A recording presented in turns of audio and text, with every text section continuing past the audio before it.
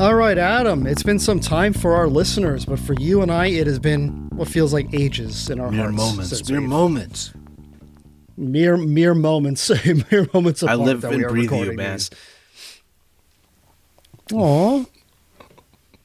But do you know how to quit me? That's the real question. I don't know. You complete me. Oh, wow.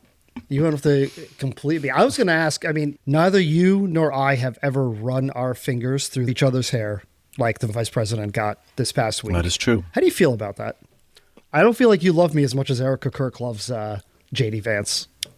No, I don't think so either. I don't think so either. She just likes him very, very, very much. I wish there was a lot of women in this world who liked me that much. Wow. Really telling on yourself there. Man, that's a friendship. That is some friendship. I feel like I think if a woman did that to me and was photos of that, I think my wife might want to have a conversation with me. I feel like you should have a conversation with your wife regardless. Just saying, honey, buddy. I do not get enough of hands through my hair from other women. And I think that needs to be discussed. I want to be loved JD Vance's. You know what? All right. So you and I have to do something important. We have to start that death pool for major politicians. Mm-hmm. Right. And we gotta start putting bets out there. The other one we got to do is we got to have a tracker, like a public tracker of whom JD Vance has killed. Because now we're at Charlie Kirk and the Pope so far. Like the man is basically the Grim Reaper for anyone who's famous. Was there another one? I don't know. Was there somebody right after the Pope? I think there was. I think there was someone between the Pope and... which made it like a Charlie thing Kirk. where like, be afraid of this guy. Oh. It wasn't Charlie Kirk, well, was it? He didn't see Charlie Kirk right before, did he? No, I think... Was that right around the time of Trump's disappearance? And everyone thought that... What's possible? Yeah. Again, that's what I'm saying. We got to have a more public tracker. We got to start doing that. Maybe that's what I know you and I want to record tomorrow, so maybe we should do that. Okay. Yeah, sounds like a plan. All right. But everyone, welcome back to Idiot Seeking Village. Rich here again with Adam as always. And we're going to continue our little bit here about protests and some historical parallels. So we just left off with Hong Kong. Adam, let's move on to Poland. So we're going to do a little bit of background. It's actually weirdly similar to Hong Kong in a lot of ways, the last 200 years or so of history that's kind of led up, especially like the last 50 years that have led up to the current situation, or at least the situation leading up to the protests that we want to talk about. It's oddly similar, and I didn't realize that kind of going in, which is, I think, pretty cool. We also had the opportunity to speak to a relative of mine who had actually lived through the situation. So as I was able to pull up some quotes and conversations of the Hong Kong protests over the last 10 years and give a little bit of context as to how that felt and not just what was going on.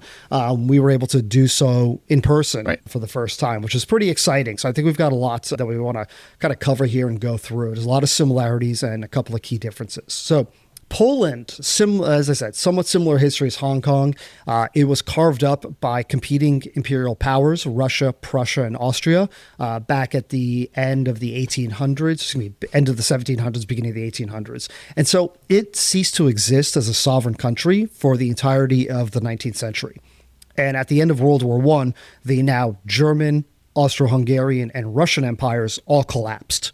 And that left a power void in the East, on the Eastern Front, and an opportunity for Polish nationalists who had been very, strongly nationalist, but didn't have a political opening to do anything about it. So a man named Józef Piłsudski, he was a Polish commander who had actually raised legions to fight on behalf of the Austro-Hungarians during the war, was released from prison and sent back to stabilize the collapsing Eastern Front. He rallied various local Polish councils, and through some diplomacy and some wars, by March of 1921, Poland was recognized as a fully established parliamentary European state. This is called the Second Polish Republic.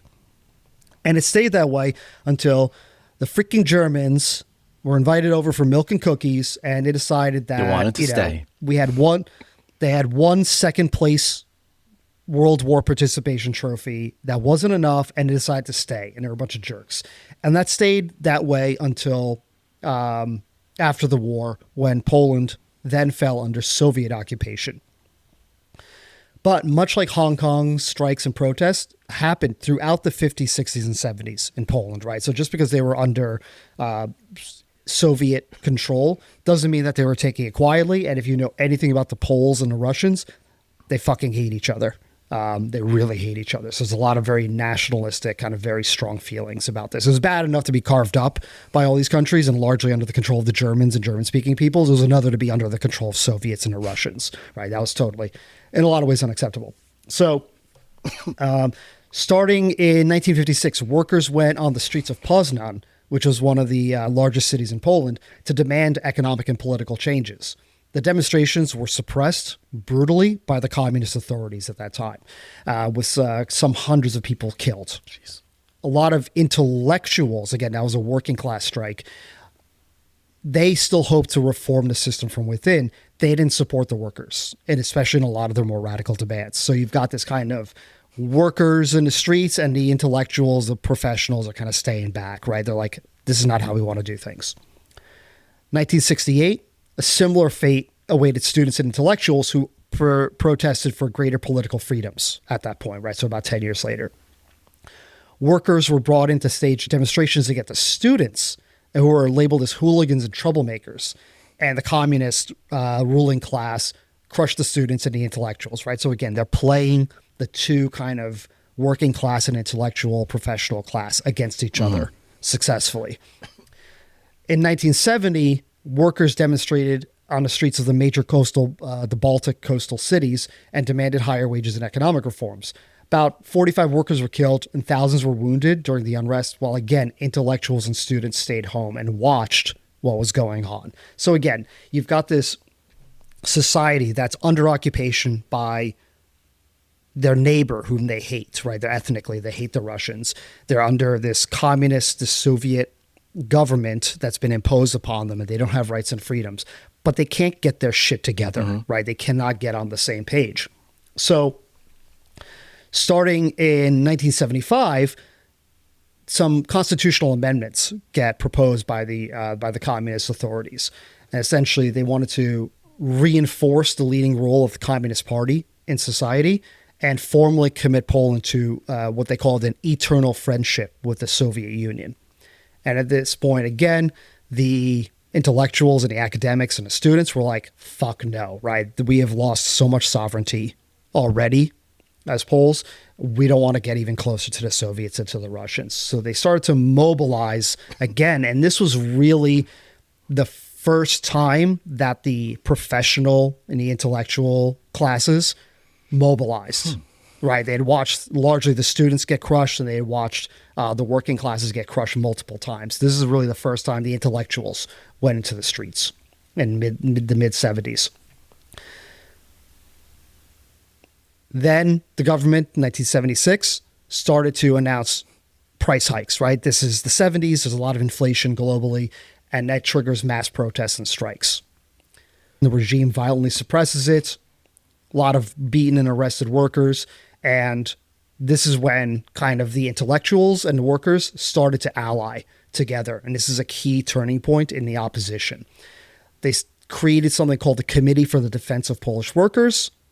And they started to raise funds to provide legal aid to imprisoned workers, to financial support to the families. And it became the first major organized opposition group to kind of bridge that divide, right? So it's not just, hey, we're starting to get on the same page, but now we're actually kind of working actively together in an organized way. They continue to kind of, create more groups to hold the communist government that they were under accountable and for general international human rights commitments, right? They wanted to see things moving in a positive direction, and they weren't really getting that. So they started to get this framework for protests in the streets. And they also started to get this framework for how are we going to built toward this electorally, built toward this legislatively, and to put pressure on the government for political change. In 1977, an anti-communist activist, a student, is killed, presumably by security services at the time, and that shocks Poland, that shocks the nation. Nationwide protests erupt, and a lot of independent student organizations start to pop up and build, again, more of this shadow government, this kind of institutional support for the people that was going on at the time, and started to build towards. They started to print out alternative history to the Soviet official history, started to spread philosophy, literature, sociology, and economics, and challenging directly the state propaganda that was going on at the time. By the end of 1979, that was a huge, vibrant network. And they were just publishing, they had over 400 publications that were out there just spreading ideas and information that were banned under the government. Crazy. And starting to build this kind of grassroots network of, the Poles are a rebellious people, a stubborn people by nature. And again, they're under this government that they don't want, that's been imposed on them by a group of people that they hate. And now they're starting to kind of, instead of just being grumbling under the ground of like, I don't like this, it's now starting to be like, okay, how do we actually push these ideas and spread these ideas and get organized together? At the same time, 1978 is the Pope John Paul II gets voted in by the Vatican. He was the first non-Italian pope since, I think, the 16th century, and he visited Poland in 1979. And he did open-air masses in many of the major cities, and this was broadcast on state TV and radio at the time. And the Pope openly spoke about human rights, the right to freedom of expression and conscience. And so you've had this progressively building movement underground to support the Poles who wanted their freedom, who wanted to fight the communist state. And now you've got the freaking Pope coming out on live TV, on live radio, communist state-controlled networks, and he's calling for freedom of expression and conscience and human rights across this. So now you've got this mass movement that's happening, and you've got international backing. You've got the Pope essentially coming out there and quietly but publicly supporting this. And so I want to read a quote from a gentleman named Adam Michnik, who was one of Solidarity's leaders. Damn, I thought it was going to be me. Shortly after. I really thought it was going to be me. I was hoping. Yes, not you, Adam. No, a better Adam, obviously. Sounds Adam about right. That checks out. Yeah. So he said, for decades, Poles referred to their government as they, without defining what us meant. But finally, because of the Pope's visit, Poles could finally visualize us. People realized that their strength was in numbers, and that helped to break a collective barrier of fear. And so at this point, they start to realize, and you hear this in America too, right? You hear they, them, the government, this and that. It's always this abstract of, opposition, right? And you hear it in left-wing media, you hear it in right-wing media, or I don't mean to say left-wing media, right? Mainstream, liberal media and right-wing media, right? It's always they, them. They're doing this to you. They're telling you this. You can't do this because of them. It's the government's pronouns. They, them is definitely the government's pronouns. Absolutely. 100%. Hundo P. Adam. Well done. They, them is always the government. But for the Poles, this was when it kind of coalesces. Okay, we know what they are, but what are we, right? What is us? How are we in opposition to this? And how do we define ourselves? Because they are not us. So what are we? And I think, pausing here for a moment, right? That's important. Like, we're Americans, but do we really define what us or we are in any of these protests, right? Any of these demands, right? No kings, 50-51, whatever. Again, we're standing against something, but what are we standing for? And what are we standing for as a group, as a nation, as citizens? Yeah, it's always we aren't. Do we have... We aren't. Right. It's not what are we? Yeah.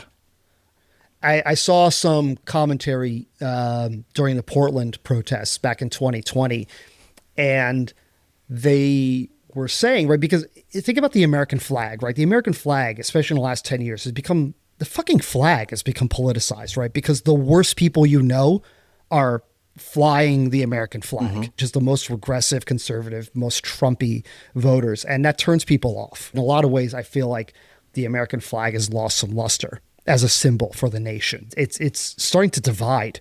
You see a giant flag and you think, oh God, like what is this guy's politics, right? You don't think he's just proud to be an American, right? It's started to change. And during those protests, people were saying, no, protesters should carry the flag. They should show that they are Americans too. And this is what Americans do and believe in. And this is how we need to define ourselves, that we are Americans. So I think it's a little bit of an interesting parallel there. 9/11, after 9/11, they kind of really bastardized the flag with like, oh, so every politician wears, you have to have your American flag lapel pin. You have to show that you're American. You have to show. It's like it's lost a lot of its true meaning. It's when you just hey, I'm just gonna throw it on. I'm just gonna wear it today. I'm gonna wear it every day. It doesn't mean anything to me anymore because I don't really care about the Americans. I only care about me and my money. But I'm gonna wear it to show that I'm an American. We got that point. You're a politician in America. You don't have to wear that 50-cent American lapel pin. Yeah, exactly. It's become right, especially 9/11 is just such a turning point, and I think I don't want to get too off on a tangent here, but yeah, it for so many reasons such a turning point, and it's kind of devalued the flag in a lot of ways because everyone is suddenly waving it. Every politician has to have it under the lapel, and it's like, and you justify so much of the worst shit that we did, not only internationally but domestically, under the cover of that flag and what it meant as a symbol. And yeah, it lost its luster. And then, it just slowly became people who didn't like what was going on would look at it and be like, well, the people who are doing the worst shit are flying this flag all over the place. I don't really want to represent the same thing. Yeah. What is she? Yeah. So anyway, moving forward a little bit here. So by 1980, there's food shortages, more inflation, another round of price hikes. And that triggered a new wave of strikes. Again, started kind of in the Baltic cities, the working coastal cities. There was a lot of shipping and whatnot. And workers started to form not just economic demands, right? We want more pay, better pay for the work that we're doing, the working class folks.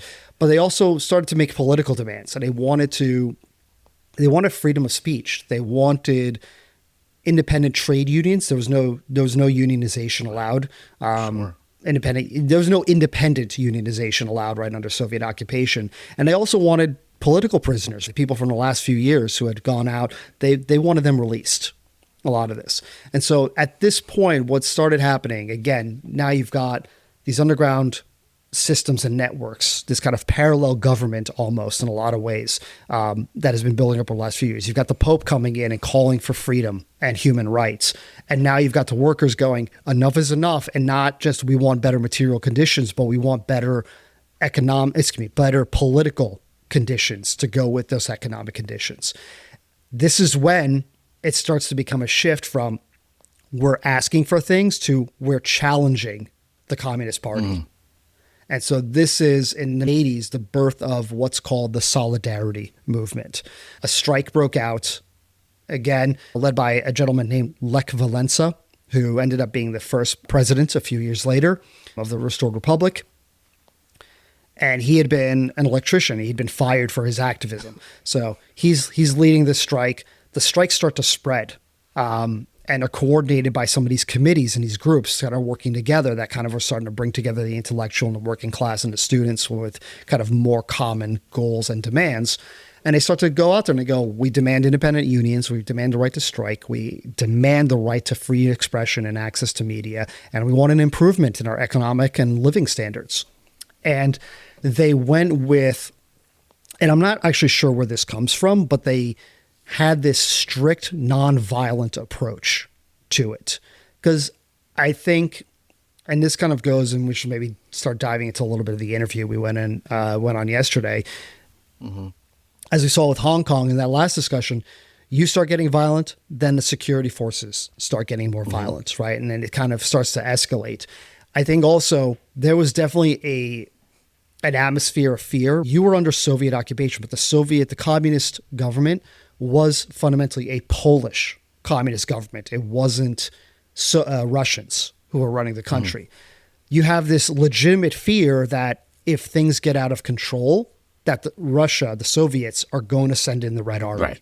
And they're going to crush the uprisings like they did in Hungary, like they did in Czechoslovakia in decades past, because the Warsaw Pact did that. They had crushed this. So I think, based on what I understand, and again, I didn't dig deeper on this prior to this conversation, that's the approach they took. Where they're like, we don't want tanks rolling in. We don't want the Red Army rolling in, because then we lose control of the situation and we lose our ability, right, to negotiate, at least amongst Poles, to get a resolution here.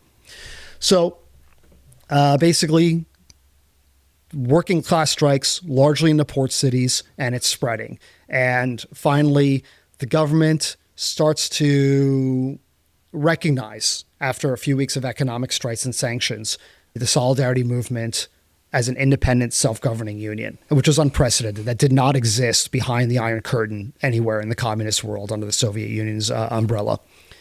Within months, in mid-1980, Solidarity's membership was over 10 million people, which was roughly 1/3 of the adult population of Poland at the time. And why did Russia say, listen, what are you doing? Like, allow them to actually allow this? So we're kind of getting to that point. Solidarity now, it's gone from this underground movement and kind of slowly the educated professional classes and the working classes slowly coming together and building these kind of parallel structures and spreading banned information underground. Now you have a public government-facing institution in Solidarity, right? This pan trade union that's going across the working classes largely. They kind of went back and forth, to your question. They went back and forth between, okay, we're going to recognize you because holy fuck, there's too many of you. We can't just ignore you. But they went back and forth between negotiating with them, the government, and repressing them, right? It was kind of tense back and forth between them. What happened was they replaced the communist leadership, the first secretary. He got tossed out of there.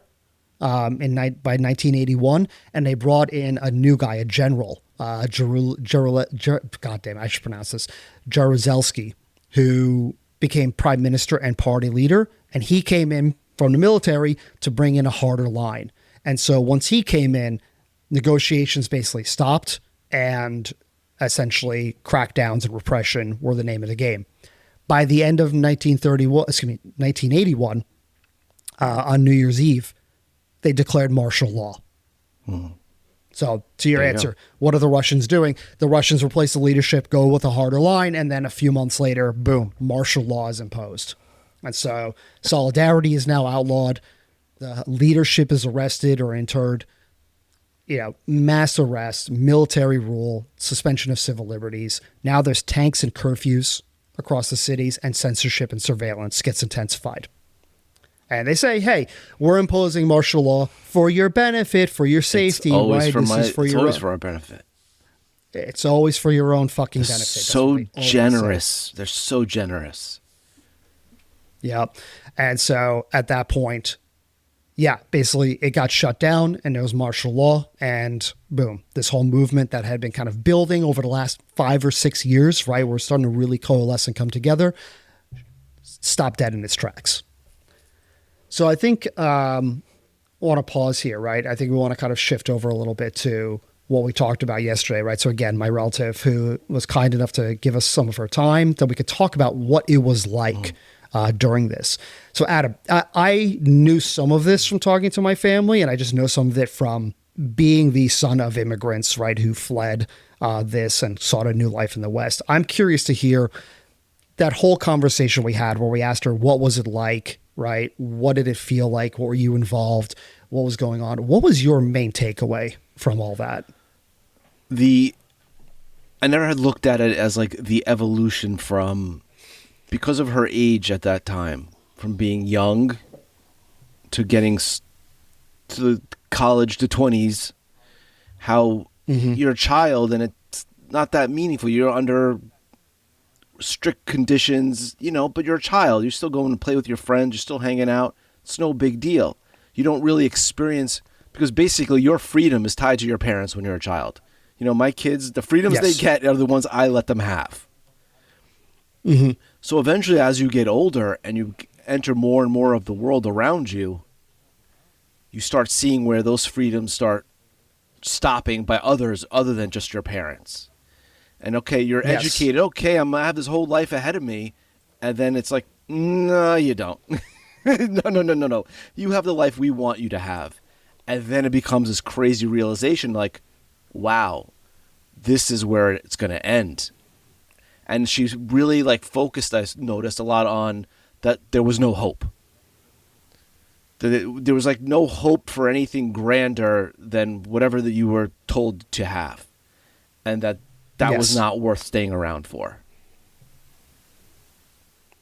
Yeah, no, that was kind of the main one that struck out of me as well, right?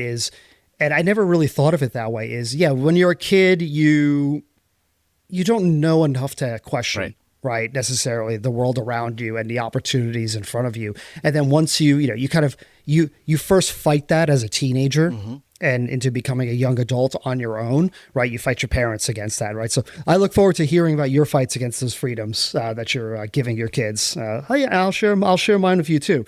But yeah, then you become a young adult, and that's kind of, I always love that question, what radicalized you? And for me, it's I had to work a job and pay rent and go, what the fuck is all this? Right? It's kind of that sharp, come to Jesus moment of, oh, this is what the real world is like. And that was what she's told us, right? Is that suddenly, as a kid, you think everything's normal. You got what you got. You're happy with it. And then you kind of become an adult and you go, fuck, is this it? Right? And wait a minute, I can't do the things that I want to as an adult now that I have my own life and I'm trying to build my own, existence here. And this is it. Yeah. It's like the joke where a kid gets, their first paycheck and they're like, who's this FICA guy? Yep. Except FICA in this case is armed soldiers pointing weapons at you and telling you that what you can and can't do and think, and the rest of you don't agree with it. You'll take it and you'll like it. And if you don't, well, see that guy over there? He'll take you in the back and you'll like it. Yeah.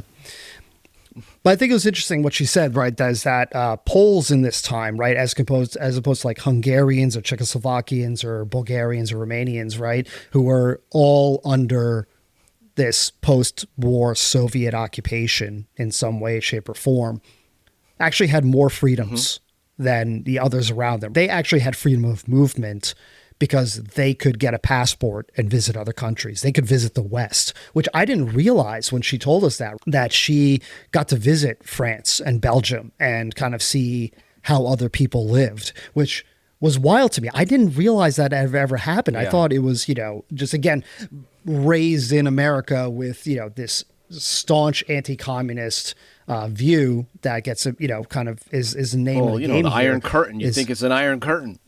Didn't think it had a door for Poland.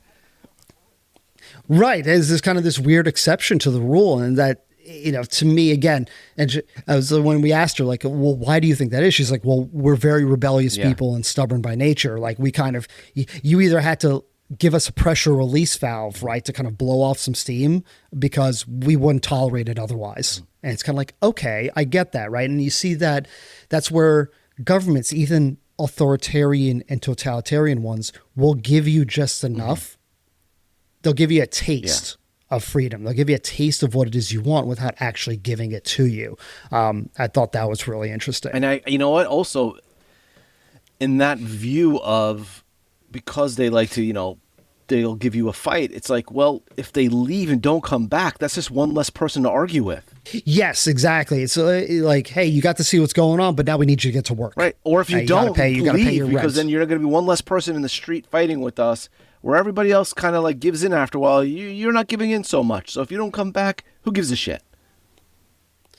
But that wasn't even that much, right? Because they would go after your family. So unless you had no actual ties, right? Yeah, you can go visit France, you can go visit Belgium. But by the way, we're not letting the whole family go, which is one thing she said, right? They split up the trips for the family because they left behind so that you would come back.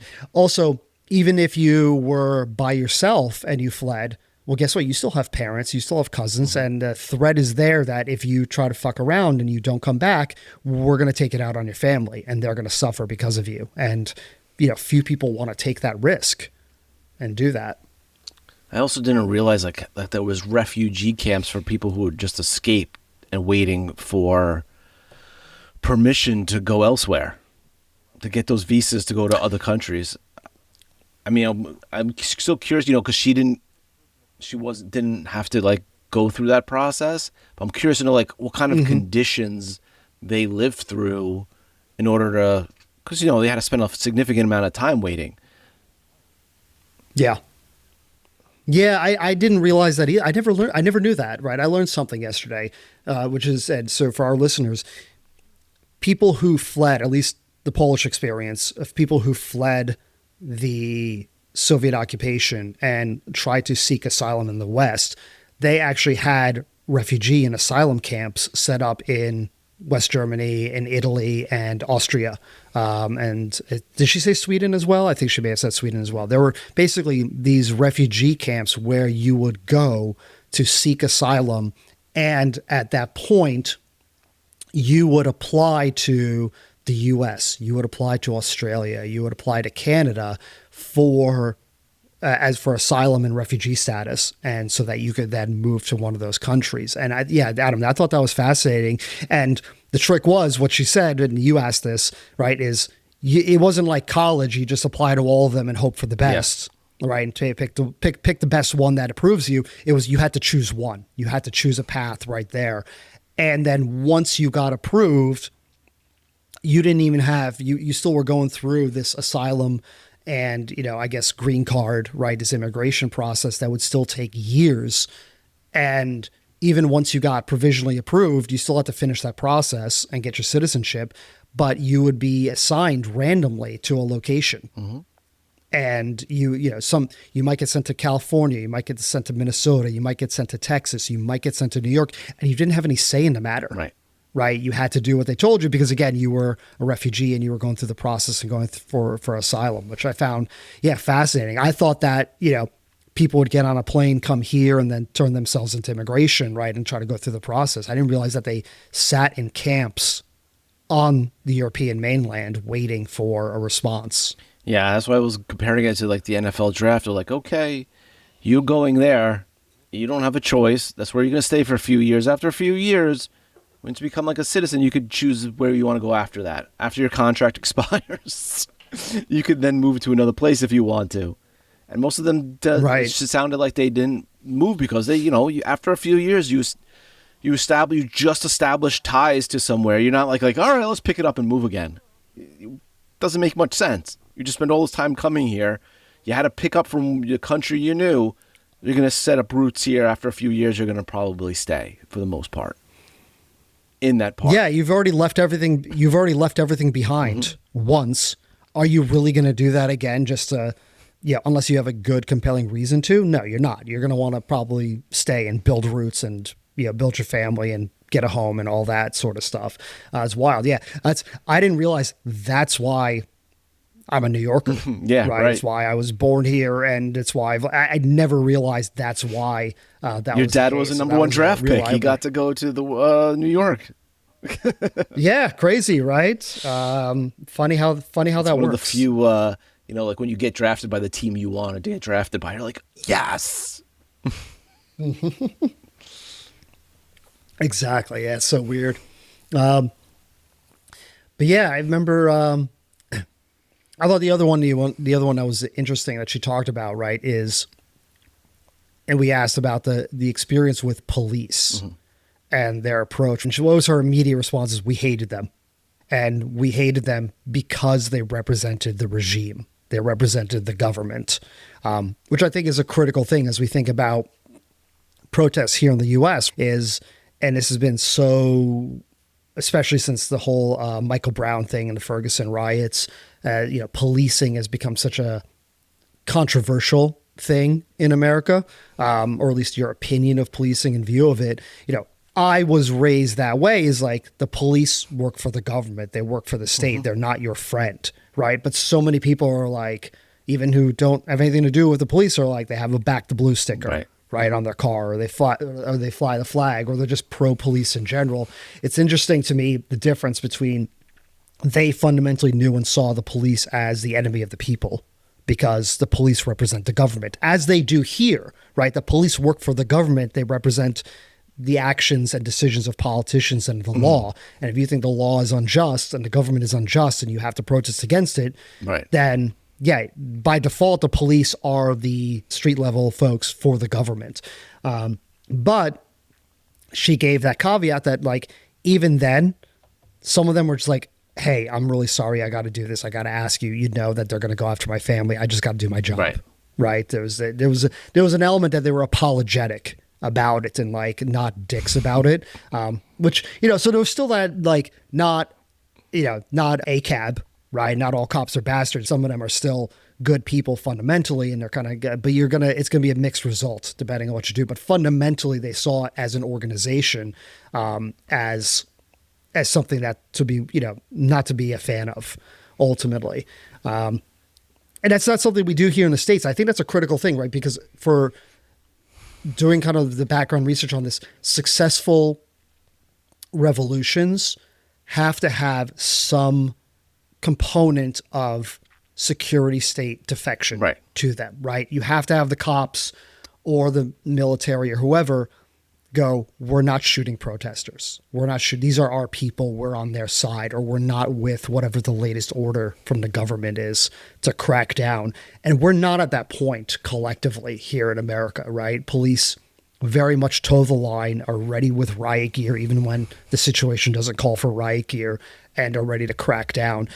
That's, I think, going to be a key turning point here in the U.S. is when enough people go on the protesting side, right? They'll just say they're anti-cop, to realize that there's enough people within the ranks of the police that we should be courting them and not fighting them. And then conversely, enough people in the ranks of the police forces that go, yeah, I'm not on board with this bullshit. Right. And we're with the people and not the government. I don't know, when you were talking before, it just painted a picture of a guy, like a cop, just like punching somebody, and then after that, I'm really sorry I have to do that.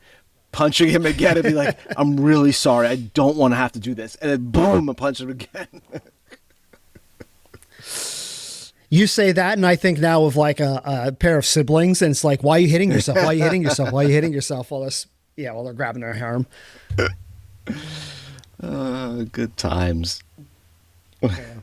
But I think the other one that she touched on when I asked that question, she brought this up on herself, was about secret police. And she's like, they were snitches and we hated them universally. And there was a difference between cops and military and the secret police, right? I don't know what the name is. I probably should have looked it up, right? But they had their own version of the Stasi. They had their own version of the KGB. Hey everyone, Rich here. It's not the KGB, it's the NKVD, which is the successor to the Cheka that we talked about in our part 1 episode of concentration camps and the history of them. So that's been bugging me since I recorded this, so hopping in here to correct that. And as penance, I'm going to say what the name of the Polish secret services were, because, again, I'm a fraud. It's just security service. Of course, as punishment, I will pronounce it in Polish, which is Służba Bezpieczeństwa. There you go. Enjoy. Back to your show. That was kind of infiltrating. And she said that there were informants, they were in schools, they were in workplaces, and they were there to report on what people said back to the government. And I think about, we touched on this in our conversation with her yesterday, talking about the media, and you've got progressive control and consolidation going to fewer and fewer folks, and more of it is being monitored and tracked, right? There's, what's his face? The Oracle guy. Larry Ellison or his son?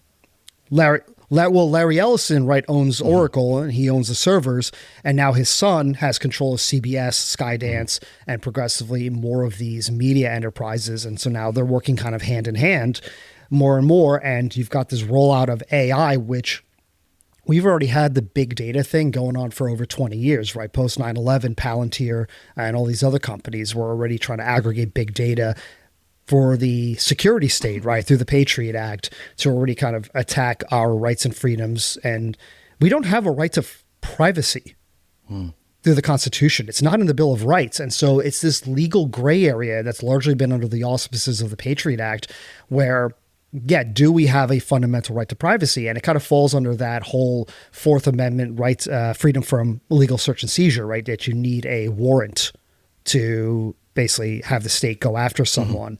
But it is largely a gray area. It's like, okay, well, you don't need a warrant, but we can collect the data. And then when we get the warrant, we just pull the data because we already have it. Right. Becomes this thing. And so we're just in a dangerous spot, because it was one thing to have snitches amongst you sowing discord. It's another to know that everything we're listening to, everything we're looking at is being actively tracked and cross-referenced and can easily be pulled through an algorithm, right? Searching for subversive thoughts and ideas and conversation at any time to put us on a list. It's ironic is that, snitches or all this data, and it's like the ultimate woke cancel culture. Yes. And it's like, we're slowly trying to embrace that, which is once again the, what was the term you used before that I like so much? Every accusation is a confession? Yes, is a confession. Yeah. We hate the woke cancel culture, so we're going to turn it up a notch. We're going to cancel everyone who doesn't do what we say.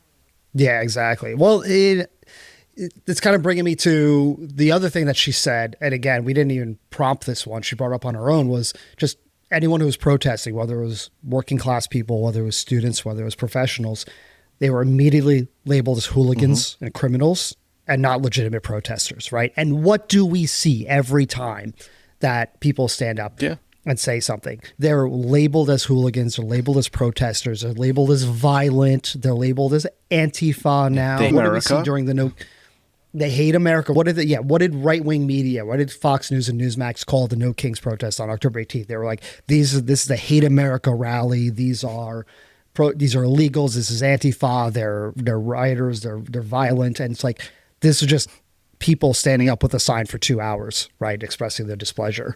Yeah, and George Soros funded them all, funded that grandma who's out there with the sign. Yeah, it's never acknowledging that people en masse have legitimate grievances, right? It's always delegitimizing their grievances. And it doesn't matter if it's a good old American democracy or if it's Soviet occupation communism. It's the same exact fucking playbook when it comes to how they treat and label protesters. And there's always now more of a reason. It's like, they're not American. Okay, so now the Democrats won some elections over the last couple of days ago. Great. Those were people like, that was, accepted, and, they're all blue people. They don't know any better. They're going to be crazy, all that stuff. It's not a big deal. And then it's like later on, it's like, oh, they might actually win. No elections for them. Because they're trying to steal it. They're going to steal your election, so we're not going to have any. Yeah. Oh, it's always a reason why what you wanted didn't go right. Yeah. I think the last point that she made when we interviewed her, and that really stuck out at me, and this is one that I knew about the Soviet Union, but I never realized about the Polish occupation as well. And I think we see it progressively more and more here, is this propaganda of success, right, that comes from the government. And I feel like, especially in our media, we see this most often. You see it with Carolyn Levitt right now as the press secretary, right, at the White House. You saw it with Sean Spicer. You get this kind of like, oh my God, how can they be like this? How can they lie? And it's like, my brother in Christ, everyone lies when they're the press secretary for the White House, right? Their job is to give you the administration's preferred narrative. So what was his name? St. Pierre, who was Biden's, all of Obama's. They all lie. They lie for a living. Their job is to lie to the press and to sell a story that's going on. But we're moving in that direction, right? It's not just this bifurcating of our society as moving to the extremes and we're losing this common ground in the middle where we see each other as people and can communicate with each other. And also our media following that same playbook. But now at this point, it's hilarious following the official government accounts on social media.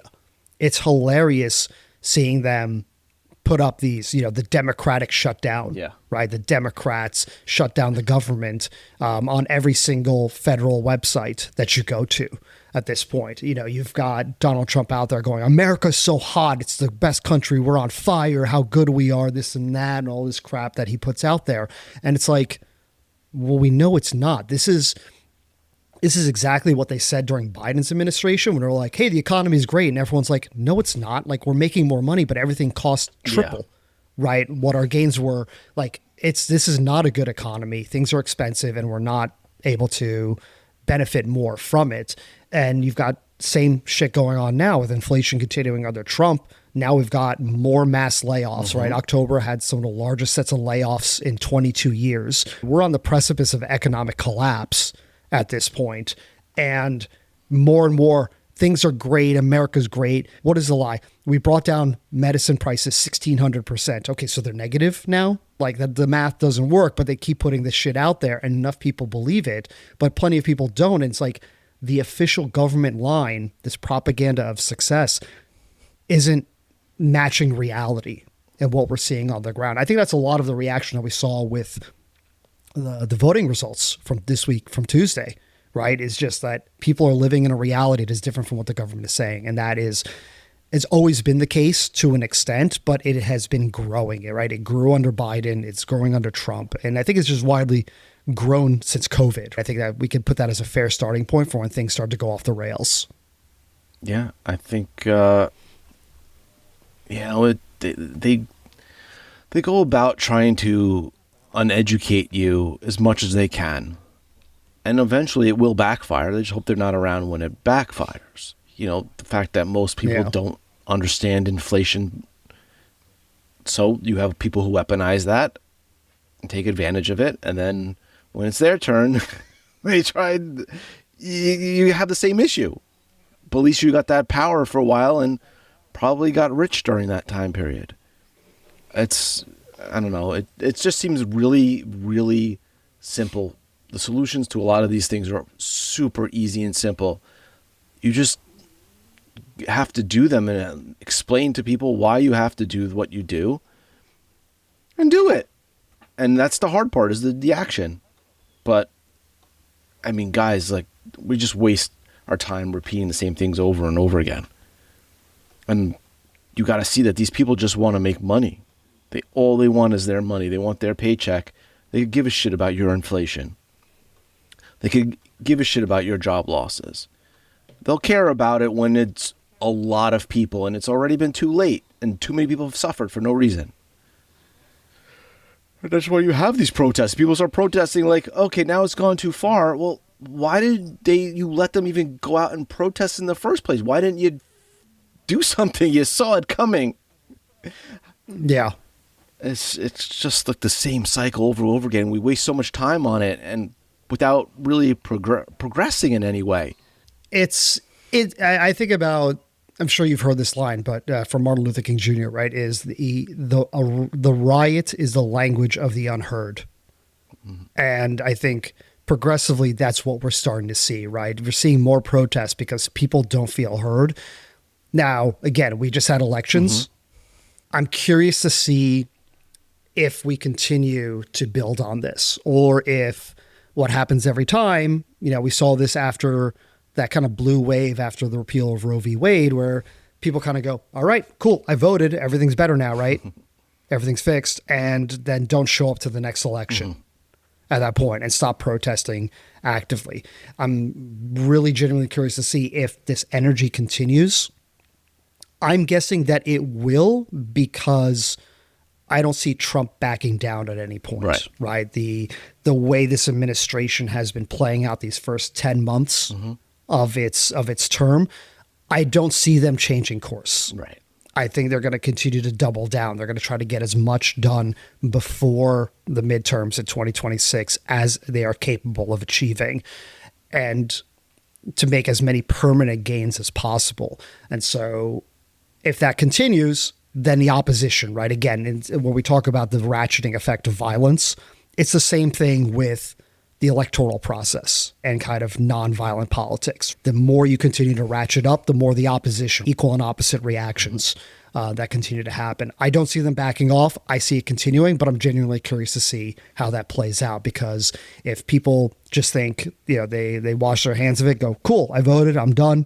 Job well done, everyone. We're fucked. I would think, if anything, this would encourage them to step up things and make it move faster, because they're like, okay, Blue had some victories this time around. We can't allow this to happen in 2026. So let's step up the pace and make sure it doesn't happen. And I think you talk about this all the time. Is it because they choose to do things that are objectively good for the people and they get them on their side? Or is it that they're going to continue this agenda of trying to achieve what they want to achieve, regardless of the impact on people? Yeah. I don't think it's going to be good for many. Yeah.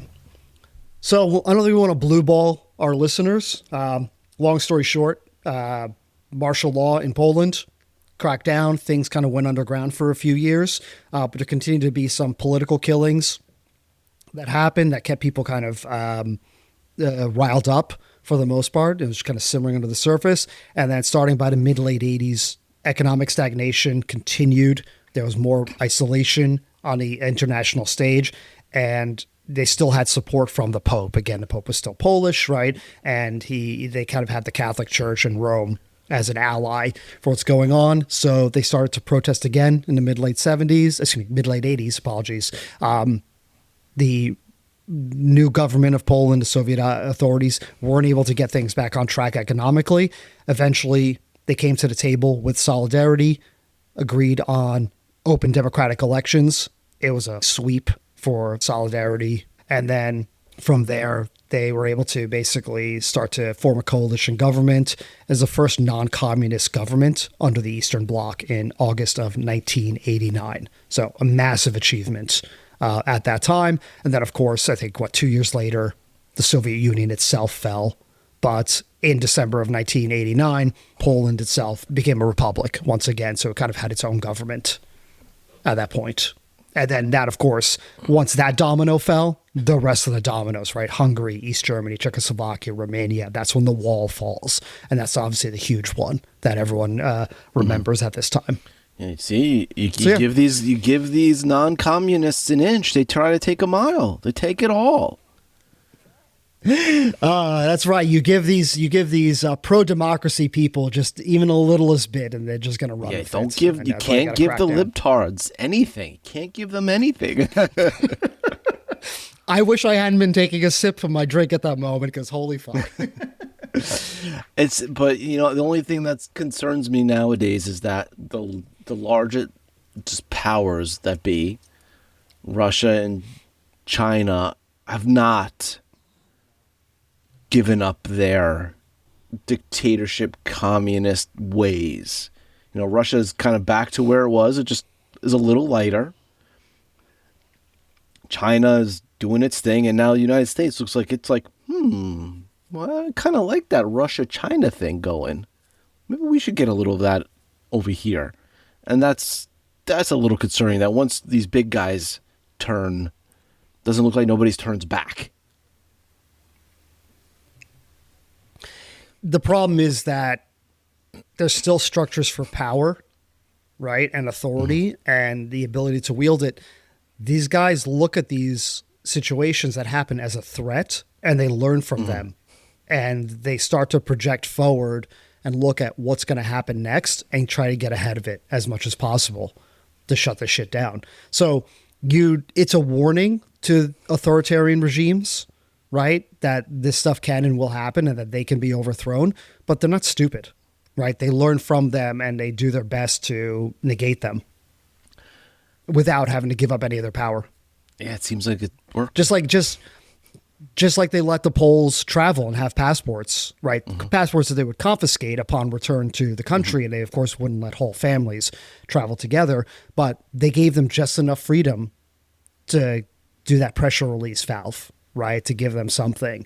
And so you can have Chinese people today travel abroad, right? They're not stuck in communist China. Right. But I generally don't know if they confiscate passports, if they restrict whole families from traveling, or what it is. Then again, they have a stronger economic basis right now, right, under the Chinese Communist Party than any Eastern Bloc nation did, right, under the Soviet Union's auspices. So, different situations. Yeah, I guess, but it's like, you see Vladimir Putin, he's like, oh, this guy wants to run against me? Okay, kill him. Or I'll win by like 1% less this time. Oh, is that okay? Yeah, that makes sense. Oh, sorry, yeah, that's a great idea, great idea. I think almost North Korea would be a better parallel these days, right? I mean, they're the hermit kingdom for a reason, right? They just cut off the outside world entirely, and these people live in isolation. It's almost like he took one look at this lesson and said, all right, as long as I have total control and don't let my people know anything what's going on outside, then it's better. He also keeps them under a total state of wartime readiness, right? Again, we never stopped the Korean War. It's just an armistice. There's never a peace treaty that was signed. And so he always kind of keeps that the U.S. is going to come back and look at what they did. They killed tens of thousands, hundreds of thousands last time they were here. They're going to get you. They're like, I'm going to protect you. But look how many years they've been doing this, and nobody's like, hey, look, we should protest. We should rise up. Then because they're like, he's just going to kill us. What's the point? Yeah, I don't know. Again, I think that speaks to culture at the same time. And I think one thing that, my family member mentioned was, right, the Poles were a very rebellious people by nature. You got to look, like, are Koreans rebellious by nature, right? Or are they more deferential to power and to authority or whatnot? I don't know, right? I know South Korea, we think of South Korea as this, like, economic, very Western, very advanced. Dude, they were under military rule for ages, right? They were under a military junta. So, and then dictatorship. So you can't just be like, it's one way or the other, right? It's the way that the culture wants it to run. And if, I think for the Poles specifically, being under the thumb of a hated neighbor, a hated ethnic group, definitely contributed, right, to their unwillingness to continue under that path. When we bring it back to the U.S. here,